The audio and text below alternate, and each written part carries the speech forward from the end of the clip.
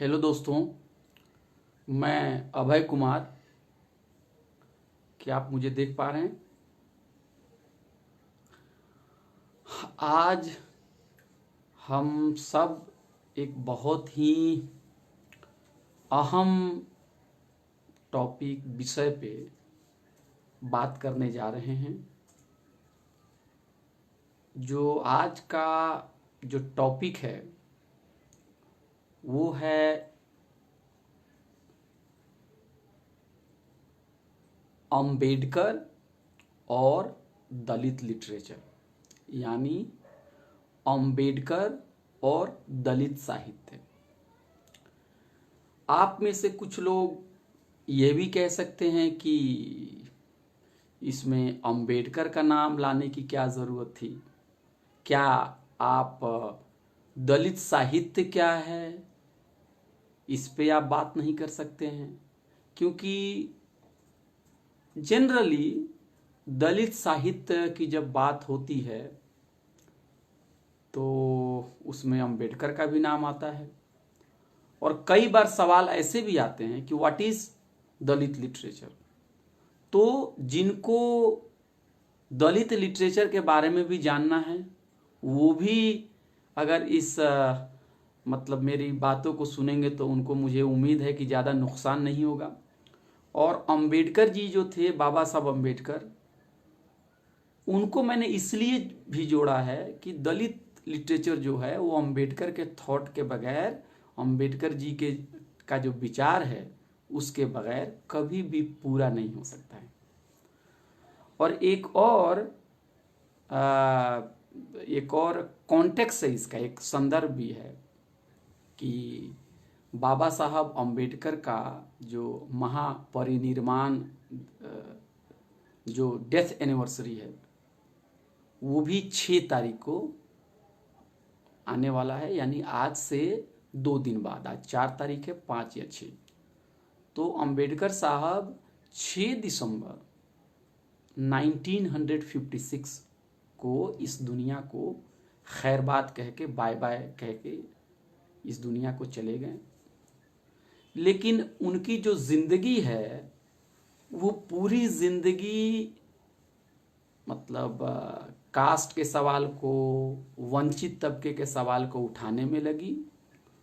और अंबेडकर साहब का जो एक मोड ऑफ जो प्रोटेस्ट था, जो जिस तरह से वो वंचित तबके की बात रखते थे, उसमें एक बहुत बड़ा हिस्सा जो था वो लिखने पढ़ने का भी काम था उनका। मतलब लिखने पढ़ने से भी अंबेडकर साहब बहुत जुड़े हुए थे।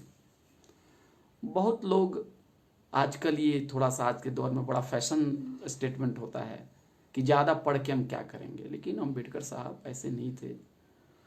जितने भी मसले, जितने भी सवालात हैं वंचित तबके से संबंधित, लोकतंत्र से संबंधित, अर्थव्यवस्था से संबंधित, महिला की समस्या जो हो, धर्म के सवाल हो, जो आपको धर्म परिवर्तन के जो सवाल हो, उस सब पे अंबेडकर जी ने मोटी मोटी किताबें लिखी है, पम्फलेट लिखा है। और आप लोगों को ये जानना चाहिए कि अंबेडकर जी पत्रकार भी थे, जर्नलिस्ट जी। तो अंबेडकर जी जर्नलिस्ट थे। तो आज के जो जर्नलिस्ट हैं वैसे वो जर्नलिस्ट नहीं थे कि मतलब हमको बहुत ही सेंसेशन पैदा करना है, एक धर्म को दूसरे धर्म के खिलाफ लड़ाना है।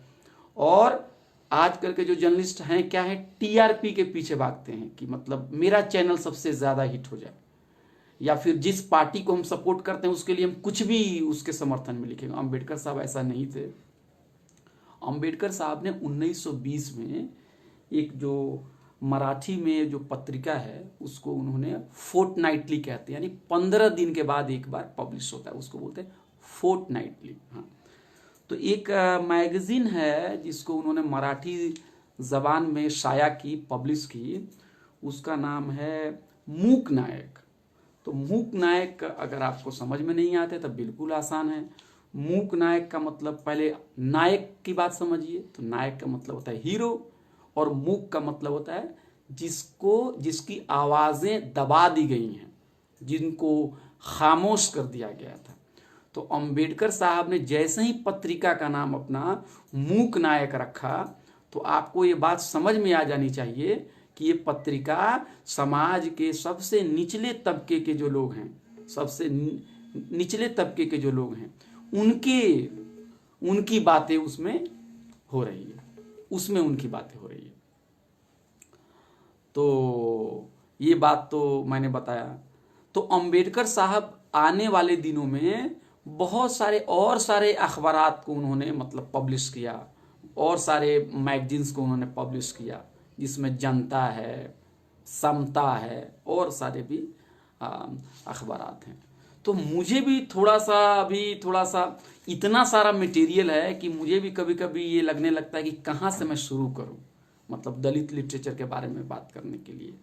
तो उससे भी एक अहम सवाल ये है कि कोई ये पूछ सकता है कि दलित लिटरेचर कब शुरू हुआ, दलित लिटरेचर को शुरू करने में किनका हाथ है। इस पे भी विवाद है कि दलित लिटरेचर कब शुरू हुआ। कुछ लोग ये समझते हैं, जैसे एक स्कॉलर हैं, आप लोग जरा उनका नाम नोट कर लीजिएगा, काफ़ी अहम एक स्कॉलर हैं, उनका नाम है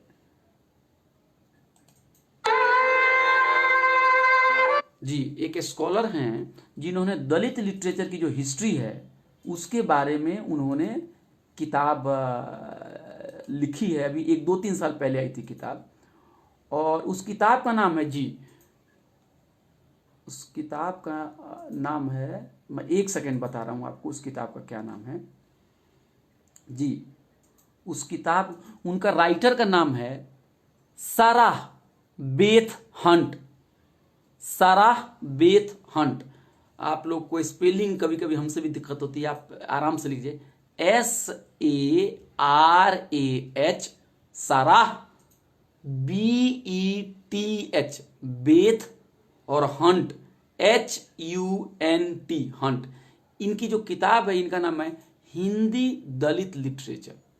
ये किताब जो है, अगर आप अभी गूगल करेंगे तो आपको इमीडिएटली दिख जाएगा, Hindi Dalit literature, Sarah, SARAH BETH HUNT, Sarah Beth Hunt. ये बाहर के स्कॉलर हैं, और इन्होंने दलित साहित्य के बारे में उन्होंने उसकी इतिहास, उसका जो इतिहास है, उसकी जो तारीख है, उसके बारे में उन्होंने बड़ी ही बेहतरीन किताब लिखी है। और उस किताब में वो कह रही हैं कि दलित लिटरेचर जो है उसको हम 1920 यानी 1920 से हम इसको, मतलब 1920 से हम इसका इतिहास जो है उसको हम ड्रॉ कर सकते हैं, उसकी इतिहास को हम पीछे लेके जा सकते हैं। और मैं सोच रहा हूं कि जरा 1-2 लाइन उन्होंने क्या कहा है वो मैं आपको बता दूं। उन्होंने अपनी किताब में लिखा है कि in fact Dalit literature emerged in North India in the 1920s in the form of small, inexpensive pamphlets published by privately owned Dalit presses and distributed to an exclusively Dalit audience at community festival and political meeting। मतलब इसका मतलब हिंदी में इसका मतलब ये हुआ, हिंदुस्तानी में इसका मतलब ये हुआ, साराबेत कह रही हैं, साराबेत, कि 1920 के दशक से ही छोटे छोटे बहुत ही सस्ते पंफलेट छपने शुरू हो गए थे, और ये जो दलित समाज के जो लोग थे उन्हीं के बीच में इसका ज़्यादा प्रसार था। और ये लिटरेचर जो थे, दलित लिटरेचर जो थे, वो फेस्टिवल के मौके पे इसको प्रचार और इसको बांटा जाता था। आप लोगों को अंबेडकर जी का जब जन्म जयंती जब मनता है ना अप्रैल में, 14 अप्रैल को, तो आप लोग देखते होंगे दिल्ली में बहुत सारे मतलब छोटे छोटे पंफलेट बेचने वाले अंबेडकर जी की राइटिंग्स को छोटी छोटी किताब में, किताबचा में, पंफलेट में उसको छाप के, और बड़े बड़े पब्लिशर्स, छोटे छोटे पब्लिशर्स बहुत किताबें बेचते हैं। तो अंबेडकर जी का भी जो नारा था, आप याद कीजिए फिर से वो नारा क्या था Ambedkar, educate organise and agitate. यानी अंबेडकर जी का जो मिशन है वो बगैर पढ़े लिखे पूरा नहीं हो सकता। अच्छा, पढ़ा लिखा तो बहुत लोग हैं आजकल, बहुत लोग पढ़ा लिखा है आजकल, पढ़ लिख के भी क्या कह रहा है कि हम सबसे अच्छे हैं। हाँ, पढ़ लिख के भी लड़ाई झगड़ा की बात कर रहा है, पढ़ लिख के भी धर्म के नाम पे लोगों को लड़वा रहा है। ऐसे पढ़े लिखे की बात अंबेडकर जी नहीं कहते थे। अंबेडकर जी कैसे पढ़े लिखे को चाहते थे आपको पता है? वोल्टायर का नाम आपने सुना है? फ्रेंच फिलोसोफर थे वोल्टायर। आप जरा नाम उनका गूगल पे आप अभी सर्च कीजिए। वोल्टायर की बहुत तारीफ कर रहे हैं अंबेडकर साहब। और वोल्टायर क्या कह रहे हैं कि जो फ्रेंच फिलोसोफर वोल्टायर था उसने क्या किया, वो जिस समाज में पैदा हुआ था उस समाज की बुराइयां, कुरीतियां, सोशल इल्स के खिलाफ जमकर बोला। ये नहीं है कि हम जिस समाज में पैदा हुए हैं और उस समाज में लोगों का दमन हो रहा है, महिलाओं का दमन हो रहा है, बिना मतलब का भूत प्रेत के नाम पे, अंधविश्वास के नाम पर लोगों को ठगा जा रहा है, बेवकूफ बनाया जा रहा है, तो हम कहें नहीं ये तो ठीक है। अरे कैसे ठीक है? मैं भी अपने गांव में कभी कभी लोगों से लड़ता हूं। अच्छा, मैं एक बार क्या हुआ कि जब लोग मर जाते हैं तो उनका क्रियाक्रम जब होता है मर जाने के बाद बहुत पैसा लगता है। आज भी गांव में, मैं बिहार के गांव से आता हूं, आज भी 60, 70, 80 हज़ार रुपये की ज़रूरत होती है। पूरा गांव को खिलाना पड़ता है, दान देना पड़ता है। तो मैंने 1-2 बार कहा कि इसकी क्या ज़रूरत है?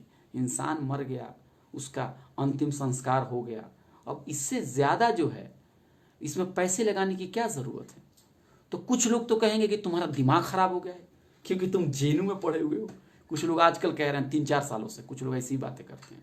और कुछ लोग थोड़े समझदार लोग कहते हैं अभय जी आपकी बात सही है, लेकिन बाप दादा जो करते आ रहे हैं उसको आगे बढ़ाते रहना चाहिए। हाँ, उसमें कोई ऐसा टाइम टेस्टेड है और टाइम ऑनर्ड है।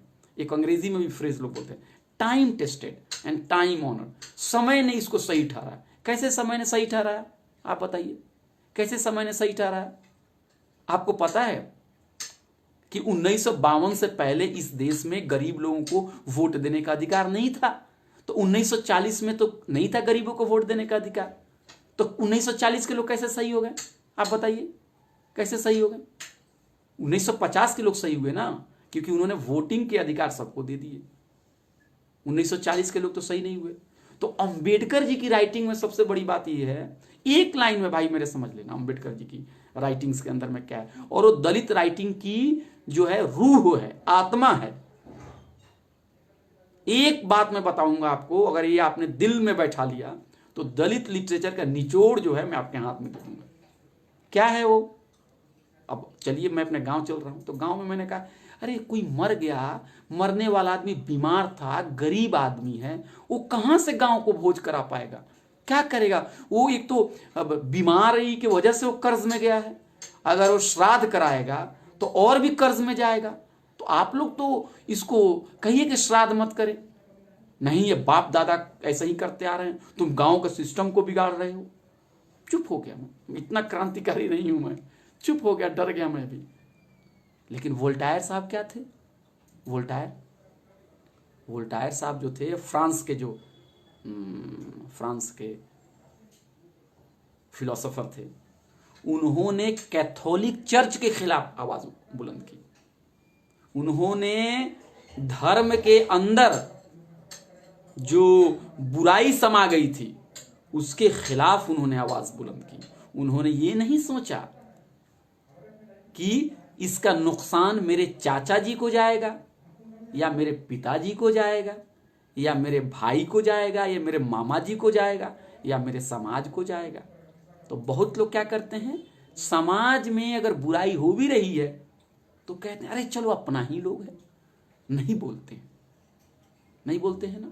अरे हम ऊंची जाति के लोग हैं, हमको मंदिर में थोड़े हमको रोकता है मंदिर जाने से। अरे दलित लोगों को रोकता है मंदिर में जाने, तो हम क्यों इतना टेंशन लेने जाए? चुप रहो, बंद हो। क्योंकि कई बार क्या होता है कि हम लोग अपने समाज, जिस समाज में हम पैदा हुए थे होते हैं, उसके खिलाफ नहीं जाते हैं। एक मेरे दोस्त, एक बात और समझ लेना, अपने समाज के खिलाफ जाने का मतलब ये नहीं है कि आप अपने समाज के दुश्मन बन गए हैं। आप एक डॉक्टर हैं जिसको पता है कि रोगी के पैर में घाव हो गया, जब तक उसको चीरा लगा के अगर उसके अंदर से अगर हम उसको मवाद को, जो गंदा मवाद है, उसको हम बाहर नहीं निकालेंगे, इन्फेक्शन को खत्म नहीं करेंगे, तब तक ये इंसान ठीक नहीं हो सकता है। इसकी हालत बिगड़ते चली जाएगी। आप याद कीजिए, जब डॉक्टर के पास हम लोग कभी जाते थे चीरा लगाने के लिए, तो डॉक्टर से हम लोग कहते सर ज्यादा दुखेगा क्या, ज्यादा दुखेगा क्या, वो चीरा लगा देता था। वो अगर ये सोचता ये बच्चा है, इसको चीरा लगाएंगे, बच्चा रोएगा, तो वो बच्चा मर गया होता। तो एक जो होता है समाज के अंदर में जो परिवर्तन करने वाला जो इंसान होता है, वो ये बात नहीं देखता है कि मैं जो बोल रहा हूं उससे कौन नाराज होगा, कौन खुश हो जाएगा। उसका काम है सही बातों को बोलना, समाज में सुधार लाना, बुराई के खिलाफ बोलना। अगर मैं ब्राह्मण हूं और हमारे गांव के अंदर में दलित हैं और मेरे पिताजी ने उनको चाय अपने ग्लास में नहीं दी, कुर्सी पर बैठने नहीं दिया, और जब वो दलित भाई अगर मेरे गांव में आते हैं, मेरे घर पे आते हैं, और जब मैं कुर्सी पर बैठने के लिए उनको कहता हूं और चाय पीने के लिए जब मैं उनको देता हूं, और जब मेरे पिताजी इसका विरोध करते हैं कि नहीं तुम क्यों ऐसा कर रहे हो, तो हमें कहना चाहिए कि नहीं, भारत एक लोकतांत्रिक देश है, यहाँ पे छुआछूत जो है इसको कानूनी तौर पर ये है अपराध घोषित किया गया है। और मानवीय दृष्टिकोण से भी अगर एक कानून नहीं भी बना होता, तब भी मानवीय दृष्टिकोण से भी किसी इंसान के साथ इस तरह का भेदभाव करना गलत है। क्योंकि अगर धर्म का भी आप सहारा लेंगे तो धर्म भी इंसान को इंसान से अलग नहीं कहता है। इसलिए पिताजी आप गलत हैं, आपको बोलना चाहिए इस बात को। इसलिए नहीं बोलना चाहिए कि हमारे पिताजी नाराज हो जाएंगे। तो अंबेडकर जी ने वोल्टियर की तारीफ इसलिए की कि उसने अपने समाज में सुधार की बात की।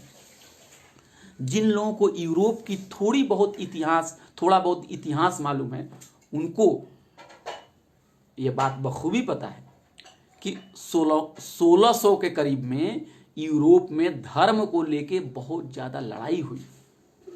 उसी जमाने में मार्टिन लूथर भी पैदा हुए, जिन्होंने कहा कि खुदा के और बंदे के बीच में, ये बीच में मिडिल मैन कहां से आ गए भाई? ये मिडिल मैन आप बताइए। गेहूं किसान के पास है और किसान बेचेगा दूसरे आदमी को जिसको रोटी खानी है, ये बीच में बड़ी बड़ी कंपनियां कहां से घुस जाती है इसके अंदर में। तो क्या हुआ, मार्टिन लूथर ने भी ये बिचौलियों का विरोध किया था कि नहीं, बिचौलिए नहीं रहेंगे धर्म के अंदर में। और ये बात वोल्टायर भी अपने अंदाज में अपने समाज के अंदर में जो बुराई है, धार्मिक बुराई है, उसका वो क्रिटिसिज्म कर रहा है। और अंबेडकर जी कह रहे हैं कि देखो यूरोप में एक वोल्टायर था, देखो वो आदमी पढ़ा लिखा आदमी था जिसने देखा कि हमारे समाज के अंदर में बुराई है तो मुंह खोला। ये नहीं देखा कि मेरे चाचा जी नाराज हो जाएंगे, कि मेरा समाज नाराज हो जाएगा।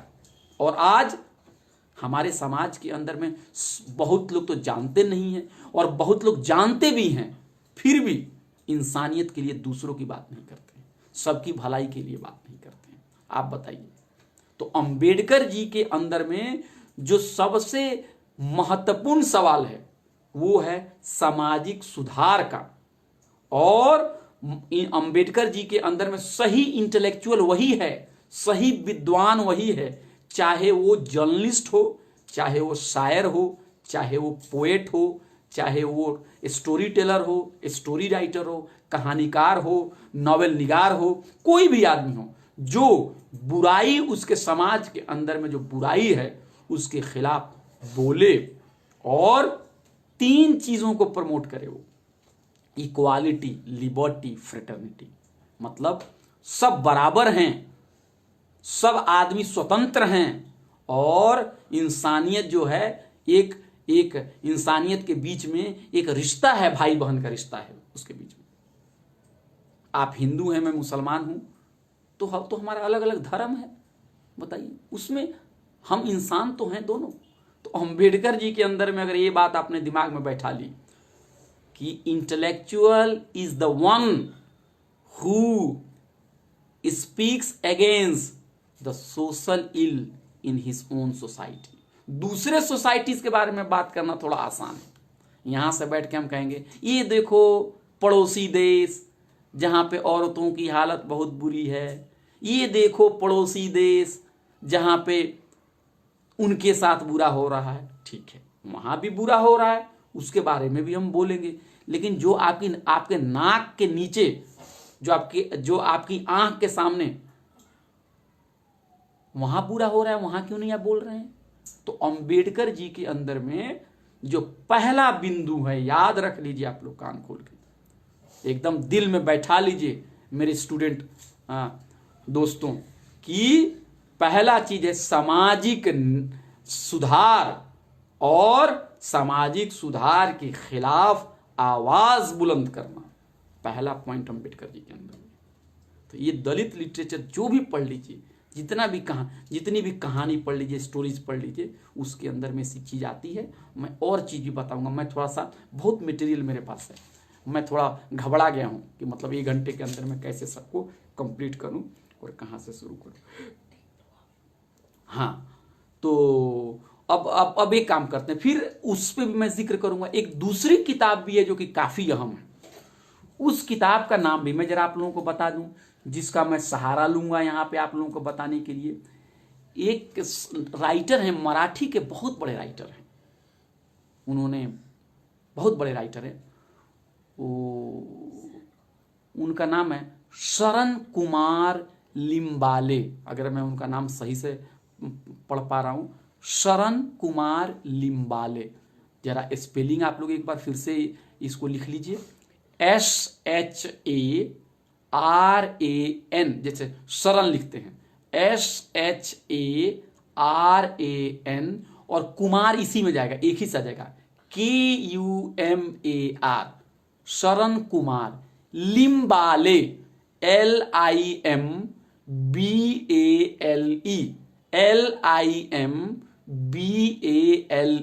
शरण कुमार लिम्बाले। शरण कुमार अंग्रेजी में एक ही वर्ड है, और लिम्बाले।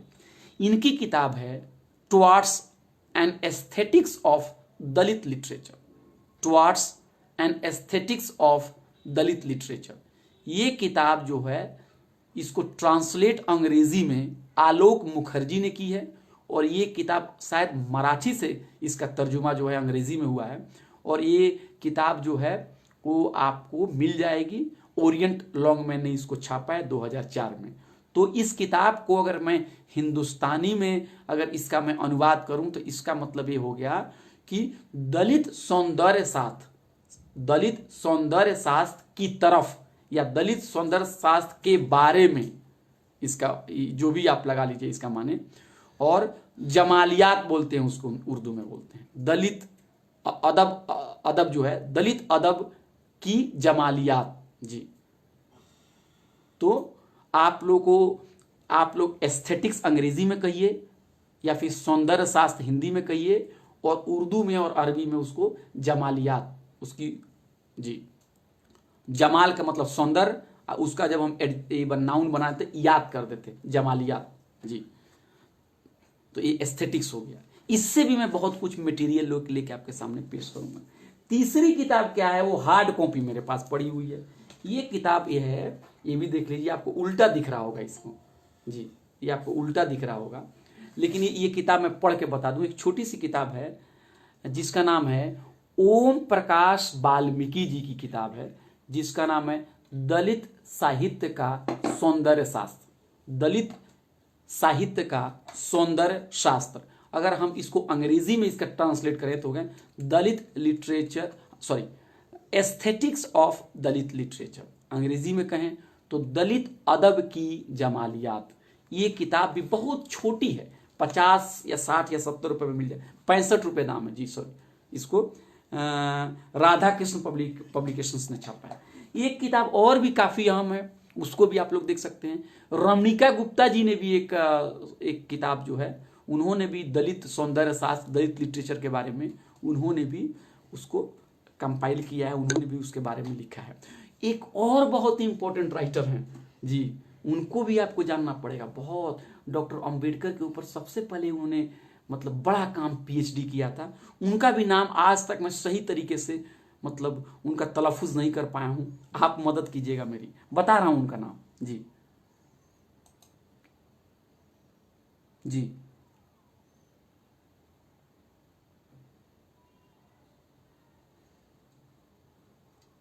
अभी बता रहा हूं मैं आपको जी। तो वो किताब भी काफी अहम है, जो कि दलित साहित्य के ऊपर लिखी गई है। थोड़ी देर में आपको बताता हूं।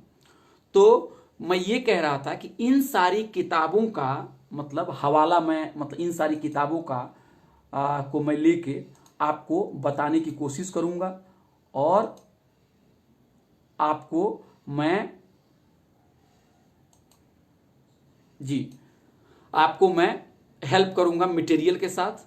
और उसके बाद आप लोग क्या कीजिएगा, फिर आपके कुछ सवालात होंगे तो आप वो भी मैं ले लूंगा।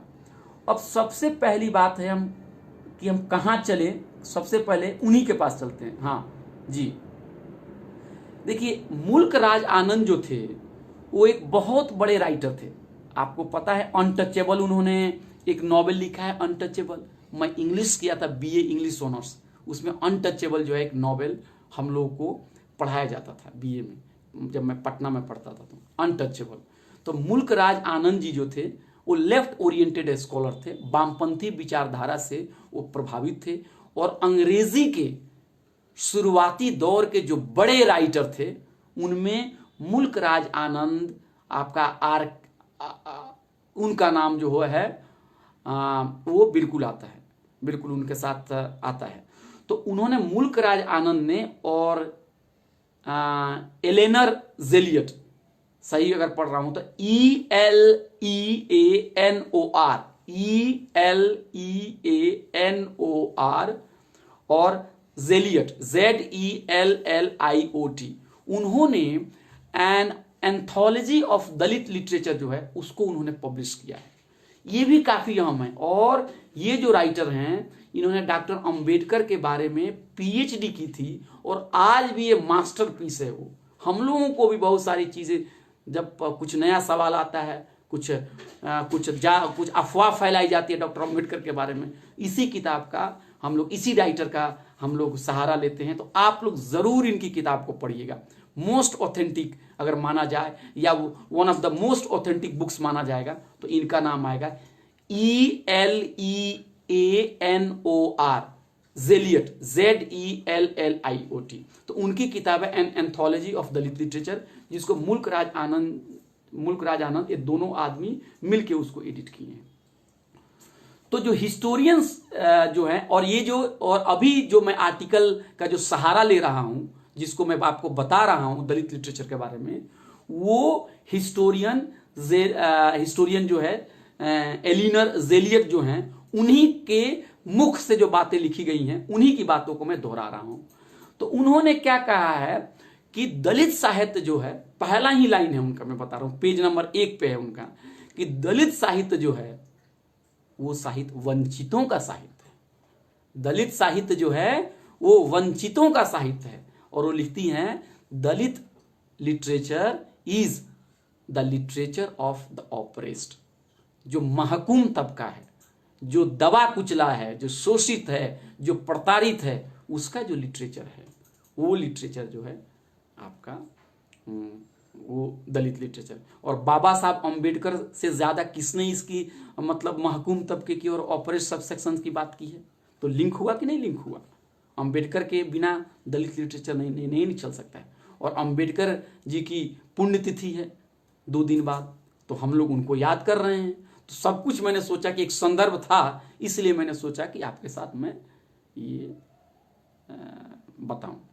अब कुछ होता है, कुछ लोगों को, जैसे हमारे बहुत सारे दोस्त हैं जो हिंदी और मराठी अगर नहीं जानते हैं, तो उनको भी पता नहीं होता है कि ये दलित शब्द का क्या अर्थ होता है। कई बार उर्दू जानने वाले भी मेरे बहुत सारे दोस्त पूछते हैं कि दलित शब्द का मतलब क्या होता है।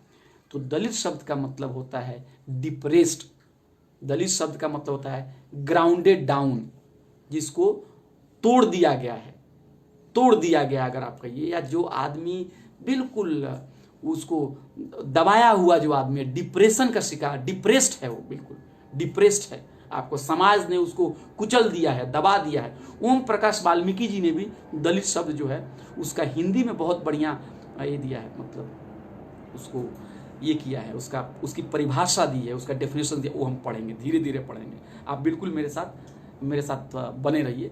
मैं एक एक करके 3-4 राइटर का मैं जिक्र करूंगा। मुझे लगता है कि एक मैं जिक्र करूंगा, इलिनियर जेलियट का मैं जिक्र करूंगा, सारा हंट का मैं जिक्र करूंगा, उसके बाद शरण कुमार लिम्बाले का मैं जिक्र करूंगा, और उसके अलावा आपको ओम प्रकाश वाल्मीकि जी का 4 बड़े बड़े जो राइटर हैं एकदम टॉप क्लास के, उनके हवाले से अगर मैंने दलित लिटरेचर की बात कर दी तो मुझे लगता है कि एक हद तक हम लोग दलित लिटरेचर को समझ गए। बाकी कंट्रोवर्सीज तो हर चीजों के साथ है जी। तो हुआ क्या कि पहले जो टर्म इस्तेमाल किया जाता था, मतलब इसके लिए, दलित समाज के लिए, डिप्रेस्ड क्लासेस कभी हो रहा है, कभी उनको शेड्यूल कास्ट कहा जा रहा है, कभी हरिजन कहा जा रहा है, लेकिन जो दलित शब्द है वो काफी पॉलिटिकली काफी पावरफुल है जी। अच्छा, ये क्या कर रही है, एक और इंटरेस्टिंग चीज है, देखिए दलित लिटरेचर के बारे में जो हिस्टोरियन जो इलिनर जेलियट हैं वो क्या कर रही हैं, ये कह रही हैं कि ये दलित साहित्य जो है वो एक हिस्टोरिकल फेनोमेना है, मतलब दलित साहित्य जो है एक इतिहास से वो वाबस्ता है, और वो कह रहे हैं कि 3 चीजों को आपको देखना पड़ेगा, मतलब 3 चीजों को भी आपको देखना पड़ेगा अगर दलित लिटरेचर को आपको समझना है। क्या है? महार मूवमेंट, जो महार मूवमेंट जो हुआ था, जैसे अंबेडकर जी महार जाति में पैदा हुए थे, मतलब बॉम्बे प्रेसिडेंसी में, तो महार जाति एक अनटचेबल जाति मानी जाती थी पहले वहां पे, और अंबेडकर जी के पिताजी जो थे और दादाजी थे फौज में थे, ब्रिटिश आर्मी में थे, बाकी लोगों को अछूत की तरह से देखा जाता था। तो महारों का जो आंदोलन था उससे भी आपको दलित लिटरेचर को वहां तक जाना पड़ेगा। फिर क्या है? बुद्धिस्ट कन्वर्जन, जो बुद्ध धर्म में, जो बुद्ध मत में जो लोग कन्वर्ट हुए, जो लोग यहाँ का वंचित तबका जो कन्वर्ट हुआ, उसको भी दलित लिटरेचर को उस इतिहास की घड़ी से भी उसको अपने आप वहां पर भी आपको जाना पड़ेगा। वो इतिहास की जो घड़ी है वो भी काफी अहम है दलित लिटरेचर के लिए। बहुत सारे लिटरेचर, बहुत सारे मवाद जो हैं जो उस दौर में लिखे गए हैं वो भी दलित लिटरेचर की श्रेणी में आते हैं जी। और एम्स ऑफ अम्बेडकर आ गए, अम्बेडकर साहब कि बाबा साहब अम्बेडकर के जो मकासद क्या थे, उनके क्या उद्देश्य थे, उनके क्या गोल थे, ये मामला भी बिल्कुल जैसे एक ऑर्गेनिक रिलेशंस है दलित लिटरेचर का। फिर से मैं अगर बताऊं तो दलित लिटरेचर जो है महार मूवमेंट, आपका अंबेडकर जी के जो गोल्स थे, जो उनकी पॉलिटिक्स थी, इससे भी जुड़ा हुआ है, और ये बुद्धिस्ट जो मूवमेंट जो था, जो ब्राह्मणवाद के खिलाफ जो एक बुद्धिस्ट मूवमेंट था, उससे भी जुड़ा हुआ है। धर्म परिवर्तन लोगों ने जो किया समाज में अपने आप को बराबरी पाने के लिए, उससे भी जुड़ा हुआ है जी। तो अब मैं आखिर में कुछ राइटर्स के भी नाम लूंगा, कुछ उनकी कविता भी पढ़ दूंगा आपको, कुछ जो बड़े राइटर्स हैं उनके बारे में भी बता दूंगा। लेकिन अभी हम लोगों ने थोड़ा बहुत इसका डेफिनेशंस जानने की तो हम क्या करेंगे, इनके पास फिर आएंगे। अब हम चलते हैं कि इनके पास, दूसरे राइटर के पास, जिनके बारे में हमने बात की, महाराष्ट्र के शरण कुमार लिम्बाले जी ने फुल किताब लिखी है दलित लिटरेचर के पास। तो हम उनके पास चलते हैं, उनसे कुछ सीखते हैं कि वो क्या कह रहे हैं दलित लिटरेचर के बारे में। तो लिम्बाले जी की जो किताब है, जिसके बारे में मैंने आपको अभी बताया थोड़ी देर पहले, towards and aesthetics of Dalit literature, अब उस किताब के हवाले से मैं कुछ आप लोगों को बताने जा रहा हूं। सबसे पहले लिम्बाले जी ये कहते हैं कि देखिए, जो लिटरेचर समाज में वंचितों का लिटरेचर है। जो लिटरेचर इक्वालिटी की बात करता है, उस लिटरेचर को ऊपर बैठे लोग, साहित्य के जो मठाधीश हैं, जो जागीरदार लोग जो हैं, जो ऊंची जाति के सोच से जो लोग ग्रसित हैं, वो लोग इनको क्या कहते हैं कि ये लोग डिवाइसिव हैं, यानी ये लोग बांटते हैं लोगों को। अगर दलित लिटरेचर की बात कोई कर दिया तो डिपार्टमेंट में बैठे हुए जो लोग होते हैं उनको लगता है ये तो डिपार्टमेंट का माहौल खराब कर देगा, ये बांट देगा लोगों को, इस तरह की बात होती है। दूसरा, उनके ऊपर क्या इल्ज़ाम लगाया जाता है, इन लोगों तो मेरिट ही नहीं है, कैसे आगे रिजर्वेशन से, मेरिट ही नहीं है इनके पास, अब दलित लिटरेचर कर रहे हैं, ये भी है उनका। फिर कहा जाएगा ये सब सेक्टेरियन है। सेक्टेरियन का मतलब ये देश के बारे में नहीं सोच सकते हैं, ये समाज के बारे में नहीं सोच सकते हैं, ये जब सोचेंगे तो दलित के बारे में सोचेंगे। हैं, दिन रात दलित, डिपार्टमेंट का माहौल खराब हो गया है, दलित दलित दलित, ये भी कहा जाता है। फिर क्या कहते हैं कि ये लोग बहुत ऑफेंसिव लैंग्वेज इस्तेमाल करते हैं, एकदम गड़बड़ जबान का इस्तेमाल करते हैं, डिसरेस्पेक्टफुल लैंग्वेज का इस्तेमाल करते हैं। किनके खिलाफ? हिंदू देवी देवताओं के खिलाफ।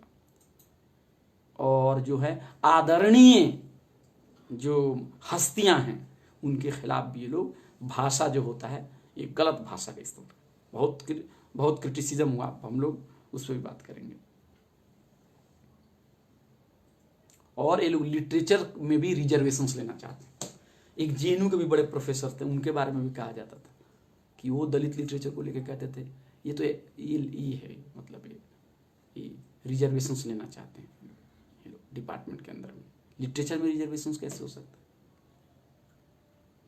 अच्छा, ये सब इल्ज़ाम है। फिर से इल्ज़ाम क्या है?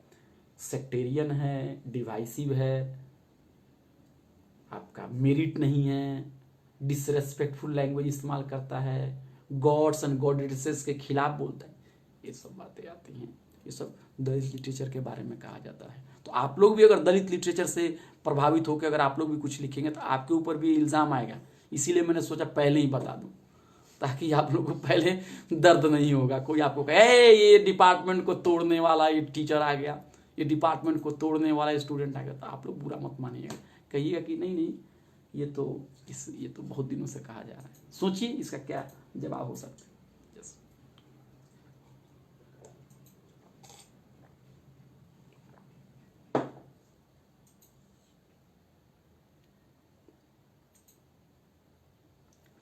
लेकिन दलित लिटरेचर कहता है कि नहीं, ये ऐसी बात नहीं है, ना हम लोग समाज को तोड़ने वाले हैं, ना हमारा मकसद जो है किसी के अनादर करना है, ना किसी के दिल को तोड़ना है, हमारा वो मकसद नहीं है। तो पूछा गया तो क्या मकसद है आप लोगों का बताइए, दलित लिटरेचर करने वाले लोग। तो उन्होंने कहा, तो दलित लिटरेचर का जवाब ये है कि हम आपकी तरह जो पहले आप लोग लिटरेचर करते ना, ब्यूटी का बखान करते थे, रानी कितनी सुंदर थी, देवताओं का बखान होता था, परियों की कहानी होती थी, भूत प्रेत आते थे, राजा का बखान होता था, ये नहीं चलेगा अब। तो क्या चलेगा? तो दलित लिटरेचर के जो समर्थक हैं वो कहते हैं कि दलित लिटरेचर सोशल वैल्यूज की बात करेगा। सोशल वैल्यूज, अच्छा, तो सोशल वैल्यूज का मतलब यह है कि समाज के अंदर में बराबरी, बंधुत्व, भाईचारा, डिग्निटी, रेस्पेक्ट, ये जो सब वैल्यूज हैं इसको बढ़ावा दिया जाएगा। ये आप लोग जो राजा रानी, परी, भूत प्रेत, ये उड़ गया, इसने इसको जला दिया, हिंसा, काटना, मारना, युद्ध हो रहा है, ये सब नहीं चलेगा। ये यानी जो दलित लिटरेचर है उसमें सोशल वैल्यूज की बात की जाएगी। और दलित लिटरेचर में जब सोशल वैल्यूज की बात होगी तो इसमें जो लिटरेचर में एक डिबेट होता है कि ब्यूटी फॉर ब्यूटी से, और एक दूसरा होता है कि लिटरेचर फॉर सोशल चेंज, यानी क्या लिटरेचर का काम सिर्फ राजा रानी की तारीफ ही करना है? लिटरेचर का काम सिर्फ बादशाह का कसीदा ही करना है? अरे बादशाह तुम कितने महान हो, कितने अजीम हो, जब तुम चलते हो तो सूरज भी डर के छुप जाता है। ऐसा नहीं चलेगा, नहीं चलेगा। बहुत दिन चला लिया आप लोगों ने। फिर देवी देवता की कहानी, उसका ये भी नहीं चलेगा। यहाँ पे सोशल वैल्यूज की बात होगी, यहाँ पे सोशल रियलिज्म की बात होगी। यहाँ पे समाज में जो घटता है वही पात्र बनेंगे, समझे?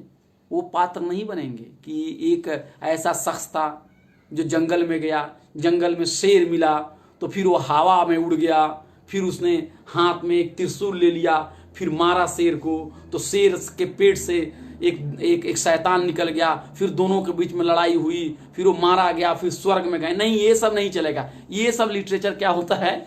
लोगों को ये करने के लिए होता है, भ्रमित करने के लिए होता है। सही बात करो ना कि तुम्हारे घर के बगल में झाड़ू मारने वाली एक औरत आती है स्लम से, उसको तुम पैसा सिर्फ 200 रुपया देते हो। उससे जो खाना बनाने के लिए आती है उसको तुम 1000 रुपया देते हो।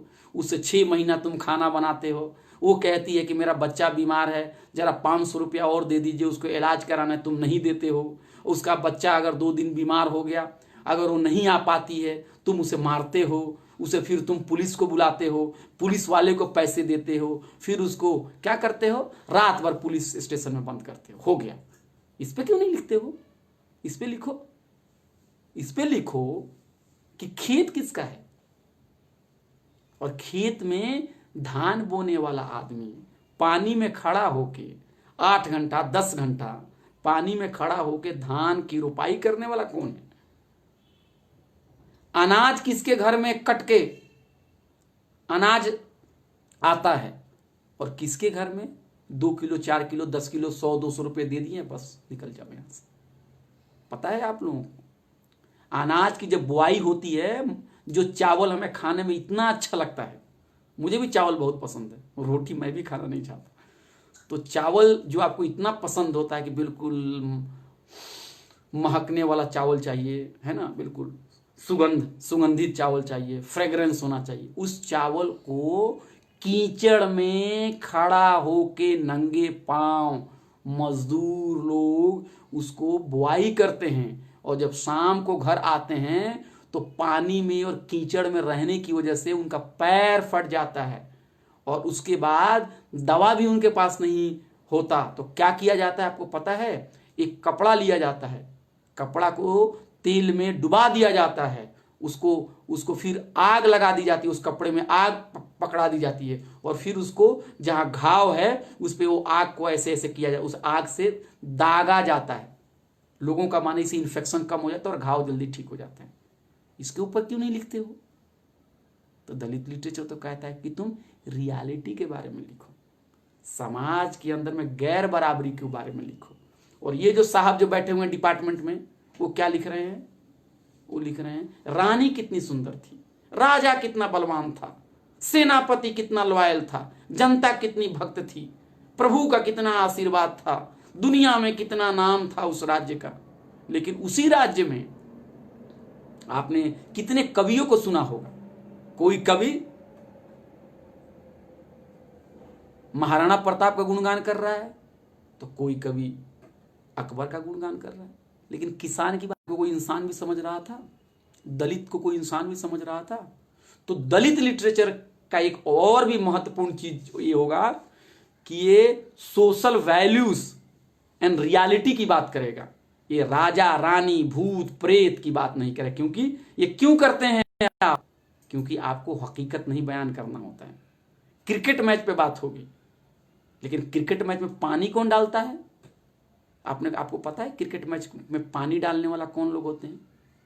वो भी प्राइवेटाइज होगा। वहां भी किसी को 6,000-7,000 रुपये मिलते होंगे, दिन भर पानी डालता हो। वो भी परमानेंट जॉब नहीं होगा। जब आप लोग क्रिकेट मैच देख के जाते हैं तो उसकी सफाई कौन करता है? उनकी जातियां क्या हैं? सफाई करने वाले लोगों की जातियां क्या हैं? जो 5 स्टार होटल में आप जाते हैं, इतना चकचक आपको टॉयलेट मिलता है, कौन करता है? शहर के अंदर में कूड़ा कौन फेंकता है? कोई लिखे इसके ऊपर? शहर के अंदर में हम लोग जहां भी रहते हैं, कूड़ा कौन लेके फेंकता है आपके दरवाजे से? कभी आपने पूछा है उसकी जाति क्या है, जात क्या है भाई तुम्हारा? कितने लोग आपको मिलेंगे ऊंचे समाज से, बड़े समाज से, और कितने लोग मिलेंगे आपको नीचे के समाज से? ये सवाल जो दलित लिटरेचर के केंद्र बिंदु में होना चाहिए, और हो है।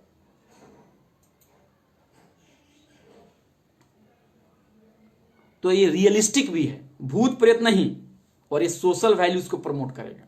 इक्वालिटी, लिबर्टी, फ्रेटर्निटी, इंसानियत, भाईचारा, बंधुत्व, इसको प्रमोट करेगा। सबकी भलाई, इसको प्रमोट करेगा। और छुआछूत, अंधविश्वास, तवहम परस्ती, सुपरस्टिशंस, इस सबको कहेगा नहीं। ये सब इसका क्रिटिक करेगा ये। और डेफिनेटली अंबेडकर साहब के बगैर तो हो ही नहीं सकता। और ये अंबेडकर के थॉट से बहुत ज्यादा प्रभावित है।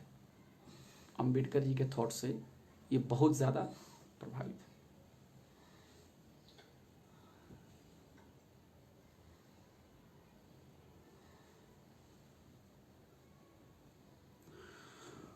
अब एक दूसरा सवाल द दलित लिटरेचर के साथ है, जो कि काफी कंट्रोवर्शियल है, और इसका कोई एक आंसर है नहीं। इसलिए ना मैं इस डिबेट में इस सवाल का मैं आंसर आपको दे पाऊंगा, नहीं। लेकिन जरा दिमाग में रख लीजिए, दलित लिटरेचर का लिखने वाला क्या गैर दलित हो सकता है? Is it possible that a non-Dalit who is willing to write literature, can his or her literature be considered a part of Dalit literature? क्या ये मुमकिन है कि जो दलित पैदाइशी तौर पे नहीं है, अगर वो इस तरह का लिटरेचर अगर लिखना चाहें, तो क्या उसे दलित लिटरेचर की श्रेणी में रखा जाएगा या नहीं रखा जाएगा? इस पे एक राय नहीं है, 2, 3 और भी ज्यादा राय हैं।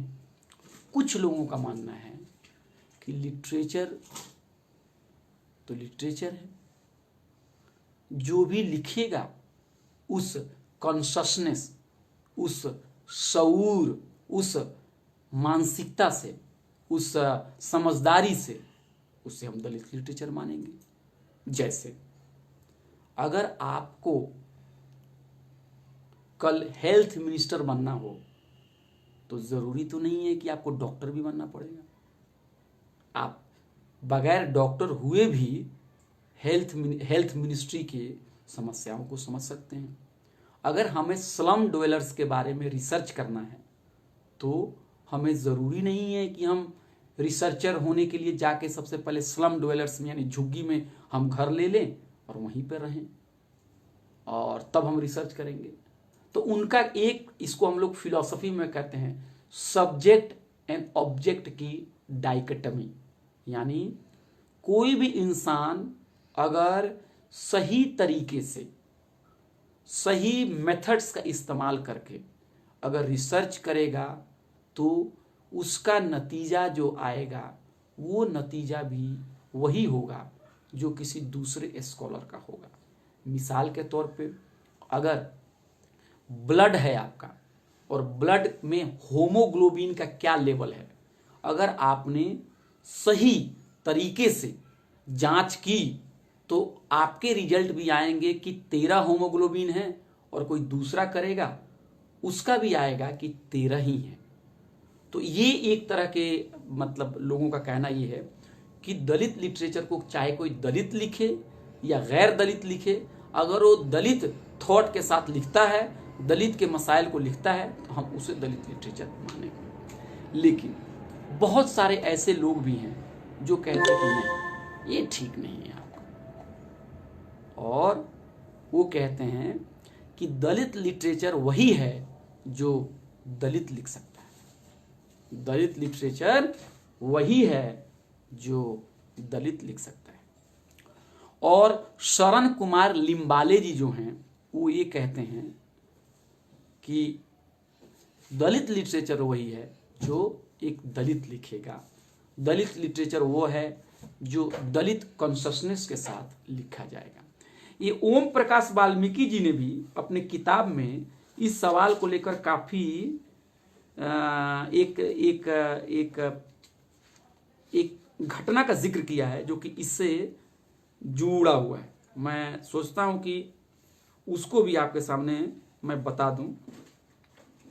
जी एक सेकेंड, उसको भी मैं बता दूं, आऊंगा थोड़ी देर बाद बता दूंगा। इस सवाल को आप लोग याद रखिए क्योंकि अभी इमीडिएटली मिल नहीं पाएगा मुझसे। ये दलित लिटरेचर को कौन लिखेगा कौन नहीं लिखेगा, इसको लेके ओम प्रकाश वाल्मीकि जी ने भी कुछ बहुत ही मजेदार और बहुत ही अहम बात कही है जो इस किताब में है वाल्मीकि जी की। जब मैं उस किताब को लूंगा तो इस बात को वहां रख दूंगा, अभी मुझसे मिल नहीं पा रहा है। जी कहां है मुझे याद नहीं है। तो दलित लिटरेचर वो है जो दलित कॉन्शसनेस के साथ लिखी जाती है। और एक और बात आपको याद रखना होगा कि जो दलित लिटरेचर को सिर्फ दलित लिखेगा कि गैर दलित लिखेगा, ये सवाल सिर्फ दलित का नहीं है। ये सवाल, इसी तरह के सवाल जो हैं वो इस्लामिक लिटरेचर के बारे में भी लिखे जाते हैं। इसी तरह के सवाल जो होता है वो बहुत सारे इस्लामिक हिस्ट्री से भी के प्रश्न पर भी उठाए जाते हैं। इस तरह के बहुत सारे सवाल जो हैं वो कॉलोनियल हिस्ट्री के बारे में भी लिखी जाती है कि जो राइटर, जो स्कॉलर अंग्रेज है, अंग्रेज हम सब विदेशी को अंग्रेजी कहते हैं, जो अंग्रेज है, जो फॉरेनर है, वो जब लिखेगा तीसरी दुनिया के बारे में, थर्ड वर्ल्ड के बारे में, एशिया के बारे में, तो वो अपना डिस्टॉर्टेड माइंड से लिखेगा। अपना उसका जो कंक्लूजन होगा वो काफी बायस होगा। तो ये इसी तरह की कुछ बातें वहां पर भी आती है। कुछ इसी तरह की बातें फेमिनिस्ट राइटर के साथ भी आती हैं कि एक्सपीरियंस की बात आती है कि भाई एक्सपीरियंस जो है दर्द का, वो दूसरा नहीं समझ सकता है। समझ रहे हैं? अगर दलित लिटरेचर दर्द की कहानी है तो दर्द किसको हुआ है? दर्द तो दलित को हुआ है, दर्द तो सफाई कर्मचारी को हुआ है। तो उसके बारे में कोई स्वर्ण कैसे लिख सकता है? तो ये उनका आर्गुमेंट है। और ये भी उनका आर्गुमेंट है कि इतने सालों से डिपार्टमेंट में स्वर्ण लोग, ऊंची जाति के जो लोग थे, वो लोग डिपार्टमेंट में थे, सत्ता में थे, कुर्सी पे थे। अंबेडकर जी को पूरी तरह से दबाने की कोशिश की, दलितों को जगह नहीं दिया, रिजर्वेशन फुलफिल नहीं किया। अब दलित लोगों के अंदर में कुछ जागृति आई है, कॉन्शसनेस आया है। और जब ये लोग अपनी बात रख रहे हैं तब पहले इनको भगाया गया, और जब इनका एक अपना डिसिप्लिन, एक अपना एक जेनर तैयार हो गया है, तो अब इसमें मछली मारने के लिए ये ऊंची जाति के लोग यहाँ पे कूद पड़े हैं। वो भी कूद पड़े हैं, उसको अंग्रेजी में बोलते हैं ना, फिशिंग इन ट्रबल्ड वाटर। ये भी आ गए वहां पे, कुछ हम भी कुछ ले लें। कुछ पहले तो बुरा कहते थे और अब कह रहे नहीं नहीं मैं भी लिखूंगा। तो दलित राइटर कह रहे हैं कि थोड़ा नहीं, प्लीज, जो दर्द समझा है वही लिखेगा इसमें। तो ये फिलोसॉफी का सवाल है। It's not as a scholar, as a student मैं समझता हूं this is not the question exclusive to only Dalit aesthetics. इस तरह के सवाल हमको ओरिएंटलिस्ट डिस्कोर्स के साथ भी मिलता है। आप जाइए, इस्लामिक लिटरेचर और इस्लामिक हिस्ट्री को जिस तरह से अंग्रेजों ने, यूरोपियन स्कॉलर्स ने लिखा है, तो उनके बारे में भी एक बहुत ही स्टैंडर्ड क्रिटिसिज्म यही होता है कि इन्होंने यूरोप की मानसिकता से सारी बातें लिखी है, यूरोप के स्वार्थ को ध्यान में रख के लिखा है। इन्होंने मुसलमानों की या एशिया की या जो कॉलोनाइज जो कम्युनिटीज थी, जिनको गुलाम बना दिया गया था, गुलाम जो कौम थी, उसका उन्होंने बुराई लिखी है, उनके बारे में अच्छी बात इन्होंने लिखी। तो ये डिबेट जो है, कौन दलित लिटरेचर को लिखेगा, ये आपको अरुंधति राय दलित नहीं है। उन्होंने जब अंबेडकर के ऊपर एक किताब लाई थी और उसको उन्होंने बहुत बड़ा एक इंट्रोडक्शन लिखा था, उस समय भी ये सवाल उठा गया था कि ये किताब जो है गैर दलित होके ये अंबेडकर के ऊपर और दलित लिटरेचर के ऊपर और अंबेडकर के ऊपर एक किताब लिख रही थी, इस तरह का सवाल आया था। कुछ लोग उनके पक्ष में थे, क्या हुआ, वो दलित नहीं है लेकिन वो दलित की बातों को तो कर रही है, तो उनको बोलने का हक है। तो ये एक सवाल है जिसका आंसर अभी ना मैं दे सकता हूं ना आपके पास है, ये चलता रहेगा सवाल जी। अच्छा,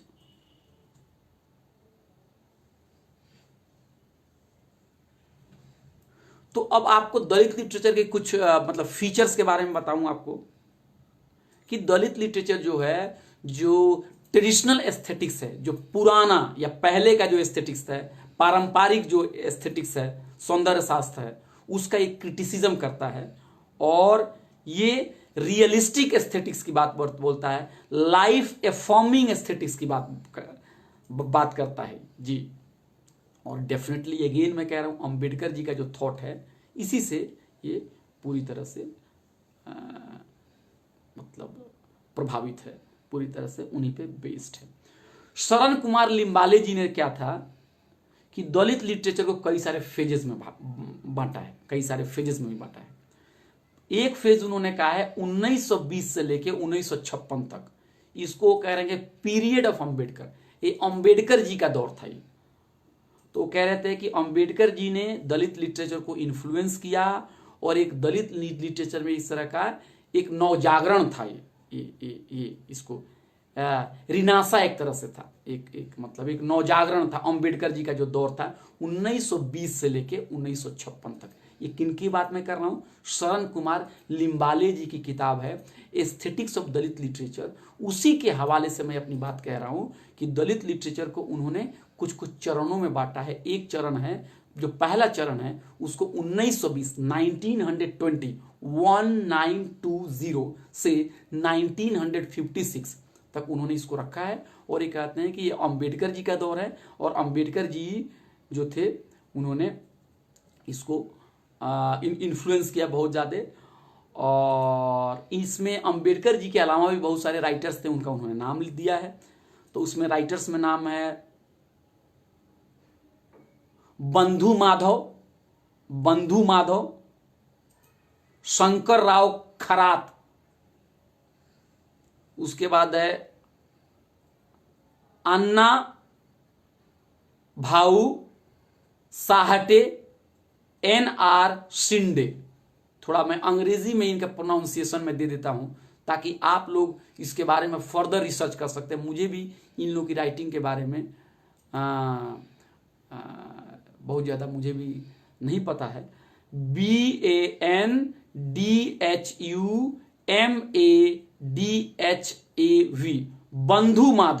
बंधु माधव। दूसरा है शंकर राव, SHANKARRAO, शंकर राव एक वर्ड है। फिर खरात, KHRAT, खरात। अन्ना, ANNABHAU, अन्ना बहु साहटे, SAHTE। और NR शिंदे, SHEND। देखिए मेरा ताल्लुक बिहार से है और ये मराठी के नाम है। अगर मैं सही से नहीं पढ़ पाया तो मैं आपसे माफी मांगता हूं जी। उसके बाद इसी दौर में अंबेडकर जी ने सिद्धार्थ कॉलेज बॉम्बे में ओपन किया और मिलिंद कॉलेज जो था औरंगाबाद में 1947 में मिलिंद कॉलेज को खोला और सिद्धार्थ कॉलेज जो था 1946 में उन्होंने इसको खोला जी। और मिलिंद कॉलेज के जो छात्र हैं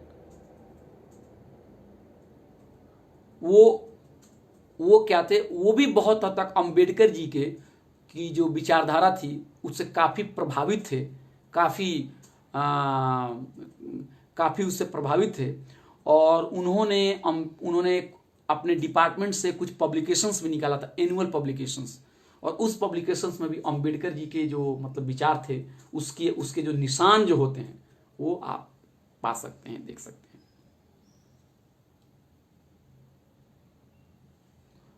अच्छा, ये जो बात मैंने आपको पहले कही थी वही शरण कुमार लिम्बाले जी भी कह रहे हैं कि अपर कास्ट के लोगों ने दलित लिटरेचर को जगह नहीं दी।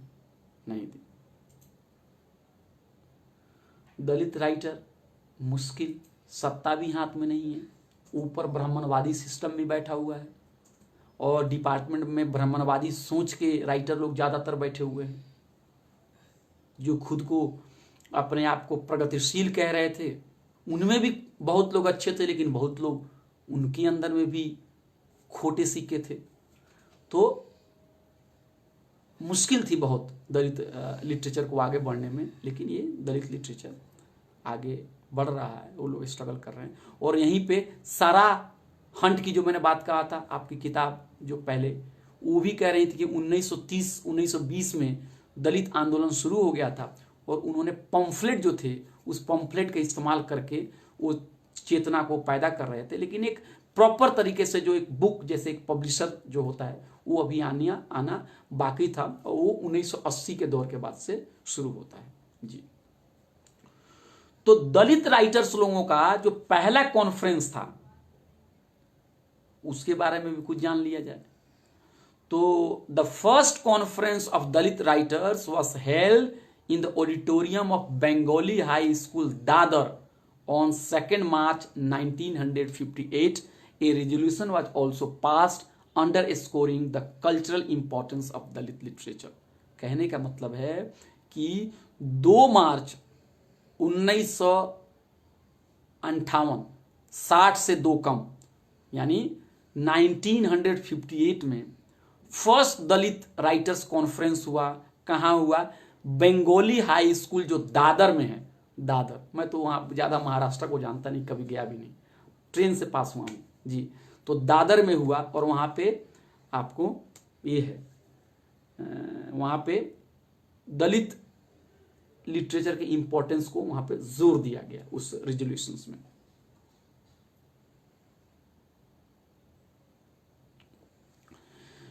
फिर मेरे दोस्तों बात याद रखना, दलित राइटर का क्रिटिसिज्म, जो डिपार्टमेंट में बैठे हुए स्वर्ण मानसिकता के जो लोग थे कि भैया आप लोगों ने लिटरेचर जो ज़्यादातर लिखे हैं उसमें वंचित लोगों के सवाल को गायब किया, राजा रानी की कहानियाँ लिखी, रानी की सुंदरता के बारे में बात किया और इरोटिक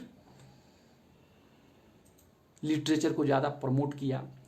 तो शरण कुमार लिम्बाले जी भी कह रहे हैं कि अगर हम मराठी लिटरेचर को भी जाके देखें तो पहले का जो मराठी लिटरेचर था उसमें जो जनता के जो सवाल थे, जनता की जो लड़ाई थी, जनता जो जद्दोजहद कर रही थी, जो पिस रही थी, उसके बारे में खामोशी है। और क्या दिखाया जा रहा है? रोमांटिक चीजें दिखाई जा रही है, इरोटिक चीजें दिखाई जा रही है। ये शरण कुमार लिम्बाले जी ने मराठी लिटरेचर को पढ़ने के बाद ये बात कही। और लिम्बाले जी कहते हैं कि दलित राइटर्स ने उन सारे चीजों को रिजेक्ट कर दिया और दलित लिटरेचर की परंपरा किसकी परंपरा है? ये बुद्ध, कबीर, फूले और अंबेडकर की परंपरा। ये भी इंपॉर्टेंट पॉइंट है। लिम्बाले जी कह रहे हैं कि दलित लिटरेचर की जो परंपरा है ये बुद्ध की परंपरा है, कबीर की परंपरा है, ये फूले की परंपरा है, ज्योतिबा फूले, सावित्रीबाई फूले की परंपरा है और ये अंबेडकर जी की परंपरा है। ये पुरानी जो परंपरा जो है वो उसको हम लोग लेके नहीं चले। तो ये भी काफी इंपॉर्टेंट है। तो हमको अंबेडकर जी के पास आते आते सारे आइडियाज एक खिल के सामने आ जाते हैं, लेकिन उसके पीछे उसका पीछे भी इतिहास है, उसको भी हमको देखना होगा।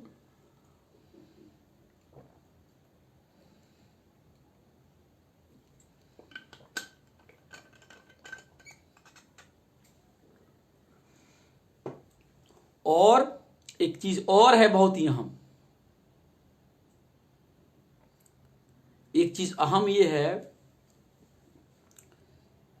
कि दलित लिटरेचर के साथ साथ हमको हिंदी और मराठी की तो बात होती है, लेकिन उर्दू लिटरेचर की भी बात करने की जरूरत है।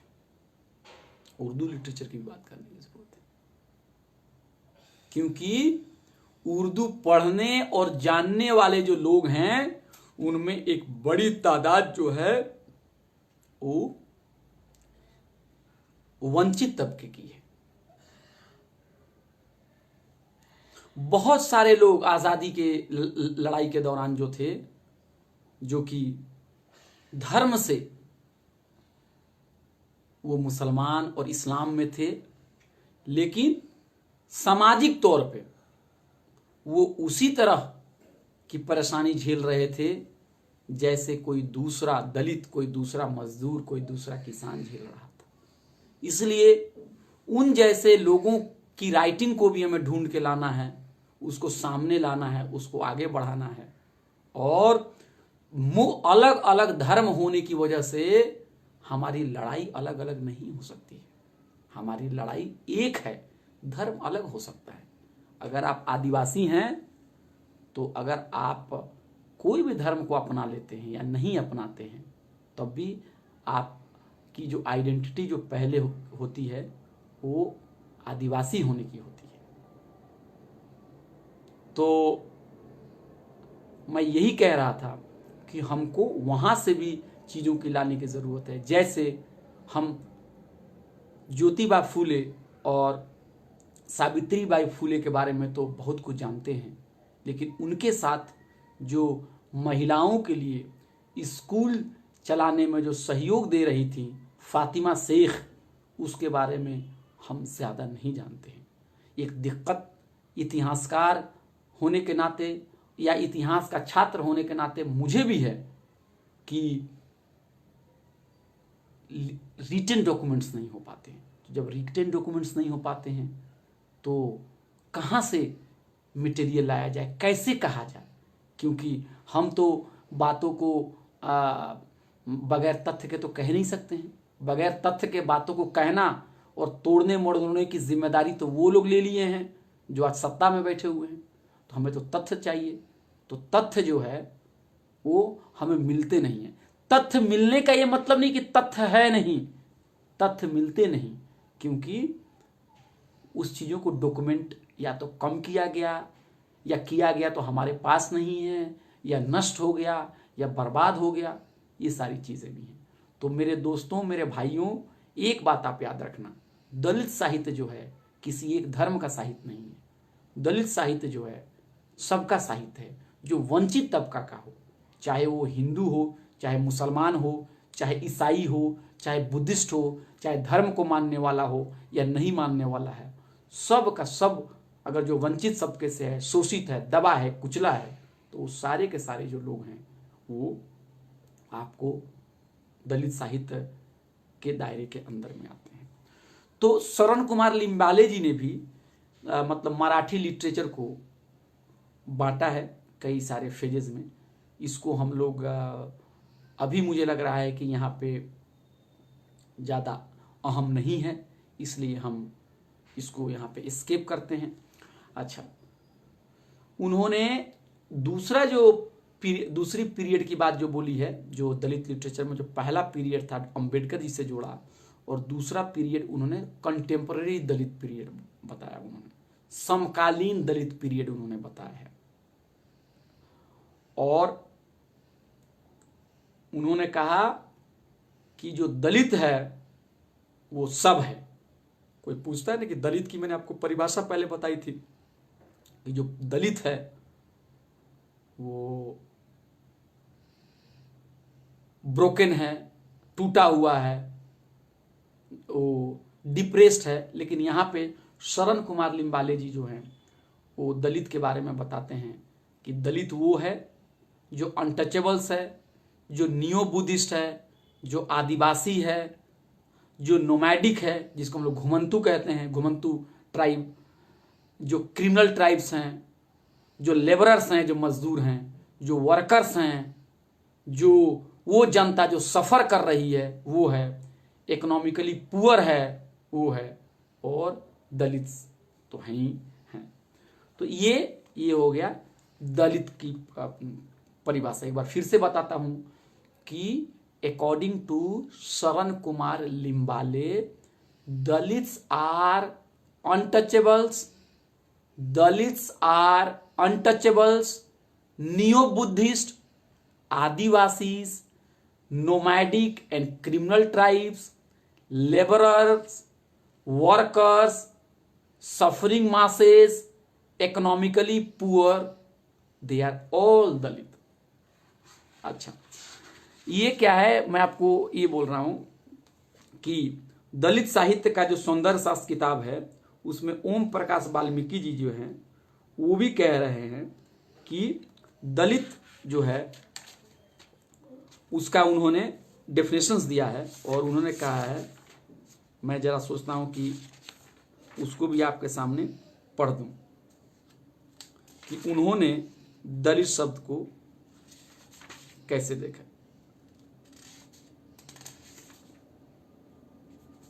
अभी बताता हूं जी।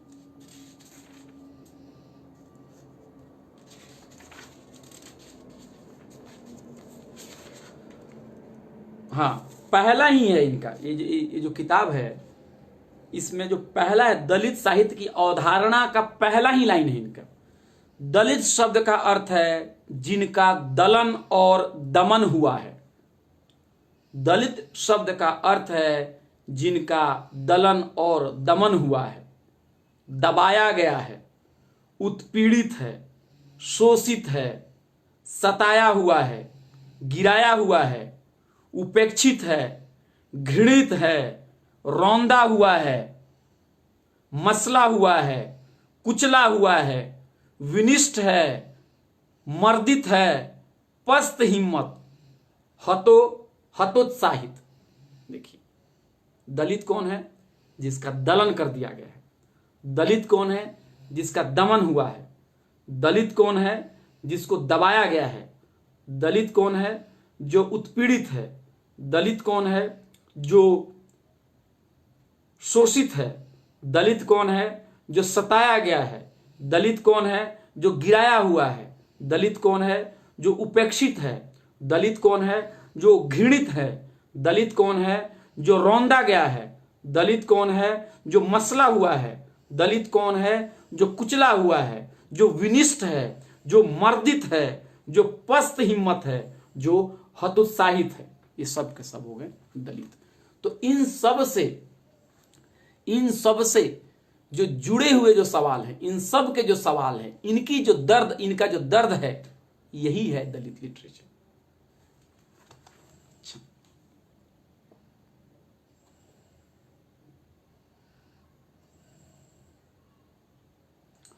एक और बहुत ही अहम चीज है दलित लिटरेचर के साथ, ये फिलॉसफी से भी बड़ा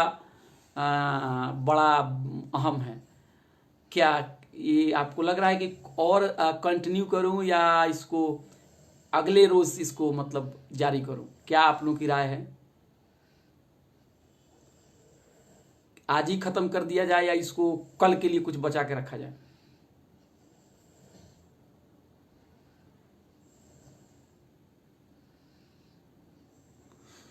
मुझे लगता है अभी बहुत मटेरियल है, इसलिए एक सीरीज में अगर मैं सारी बातों को कह दूंगा तो आप लोगों के साथ भी थोड़ा बहुत और मेरे साथ भी ये हो जाएगा कि मतलब क्या छोड़ूं क्या नहीं कहूं। तो हम एक काम करते हैं, हम कल फिर मिलते हैं और कल शाम को फिर मिलते हैं और बाकी चीज़ों को भी हम इसके बारे में इस पे ये करते हैं, इसको चर्चा करते हैं इसके बारे में। और मैं सोच रहा हूँ कि तमाम पहलू इसके अंदर में आ जाएं। एक और हम लोग मतलब एक शाम और हम बैठ जाते हैं। तो अगर आप लोगों के कोई सवाल हों तो उसको भी आप कमेंट बॉक्स में डाल दीजिए, ताकि मैं कल उसको अगर जवाब देने की कोशिश करूं तो उसको मैं दूं जवाब। ये थोड़ी देर के बाद आप इसका लिंक भी देख सकते हैं, जो लोग लेट से आए हैं वो भी इसको देख सकते हैं जी। कोई अमित मंडल जी कह रहे हैं कि सर प्लीज कंटिन्यू। जी, आई थिंक जयराम जी सही कह रहे हैं, कल ही करते हैं क्योंकि बहुत मटेरियल है मेरे पास और मैं सोच रहा हूं कि थोड़ा उसको समझा के धीरे धीरे बात की जाए, नहीं तो उसमें क्या होता है कि हड़बड़ी में बहुत सारी बातें छूट जाती है। तो आज हम लोग कल फिर हमारे पास, हमने आपको बता ही दिया कि 3 4 5 चीजें मेरे पास है। ओम प्रकाश वाल्मीकि जी का है लेख, उनकी किताब है मेरे पास। शरण कुमार लिम्बाले जी भी हैं और जिलियट्स अम्बेडकर के बारे में, अम्बेडकर और दलित कोशिश बात करेंगे। आप लोग जुड़ते हैं, इतना प्यार मोहब्बत करते हैं, और मैं तो बस यही कोशिश करता हूँ, कुछ पढ़ा उसका नोट्स बना लिया, और जो हमारे सवाल हैं, जो हमसे जुड़े हुए सवाल हैं, उसको हम लोग आपके सामने प्रस्तुत कर दें, और ताकि आप लोग उसके ऊपर सोचिए, विचारिए, हमें भी कुछ बताइए, कमेंट कीजिए, और इस तरह से हम अपने इश्यूज़ पे बात करें। हम जो भड़काऊ जो मामले हैं, जो घृणा की राजनीति है, उससे हम लोग दूर रहें। तो अम्बेडकर जी ने भी यही कहा। बस एक आखिरी लेसन में अम्बेडकर जी को फिर से याद कर लीजिए, राइटर वही है जो सामाजिक बुराई के खिलाफ बोले, राइटर वही है जो अपने समाज, अपने देश में जो बुराई चल रही है उसके खिलाफ बोले। क्यों बोल रहा है बुराई के खिलाफ? वो उस समाज का दुश्मन नहीं है, वो समाज में बेहतरी चाहता है। तो दलित साहित्य के अंदर में वही सवाल उठाए जाएंगे, वही राइटर इस पे लिखेंगे जिनके अंदर में दम है शोषण के खिलाफ आवाज उठाने का। ये नहीं है कि डिपार्टमेंट में नौकरी लेने के लिए हम चुप हो जाएंगे, या फिर कास्ट प्राइड हमारे अंदर में होगा। ये सब नहीं चलेगा, ये सब नहीं चलेगा। तो आप सब लोगों का बहुत बहुत शुक्रिया। तो आज हम आपसे फिर विदा लेते हैं, कल फिर आएंगे और आपसे फिर बातचीत करेंगे। तब तक के लिए जय भीम, जोहार, नमस्कार, आदाब, थैंक यू।